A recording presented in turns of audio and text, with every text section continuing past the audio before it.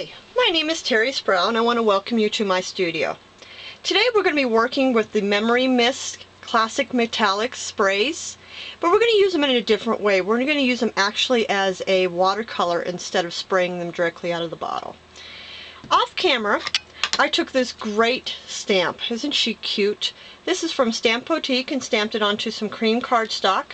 And I used Indian ink. And the reason I like to use this Indian ink is because it's great to use with watercolors. It will not smear or give you any problems. So I'm going to set those aside so we can work. First thing I'm going to do is take some of my orange Classic Metallic.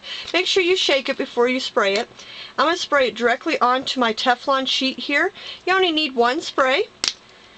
And I also like to add a little water next to it. And the reason for that is because I can take the color, which is pretty intense, and add it to the water and make that color just a little less intense. Because I want to color my girl's face here, my little sunflower here, and I don't want her to be too orange. I want her to be a little toned down a little, so that's why I'm going to add a lot of water to it. If I want the color to be a little more intense, you can just go straight from the bottle and you get the more intense color. Okay, the next thing I want to do is spray some purple. And again, this is the Classic Metallic Purple, which, you know, everybody knows I love purple. One good spray. Some water next to it because we need to have some water. Make sure you clean off your water brush. Okay. I want this to be a little more intense, but this purple is pretty intense, so be careful. I'm going to go ahead and do her petals here. Give her a really great look. So you can also go back later on if you want to make parts of it a little more colorful to give it some shadowing or depth into your project.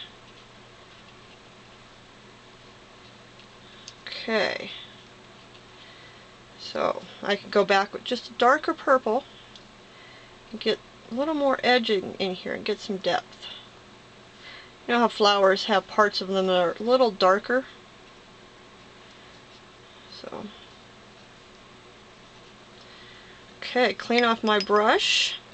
The next color I'm going to use is a teal, and again, this is the Classic Metallics. Make sure you shake your bottle. Onto my Teflon sheet again. Add some water because I don't want it to be too intense. And I'm going to do her dress in this teal. Clean my brush off. Now I'm going to use this almost directly, the straight color. So I'm not adding a whole lot of water to it.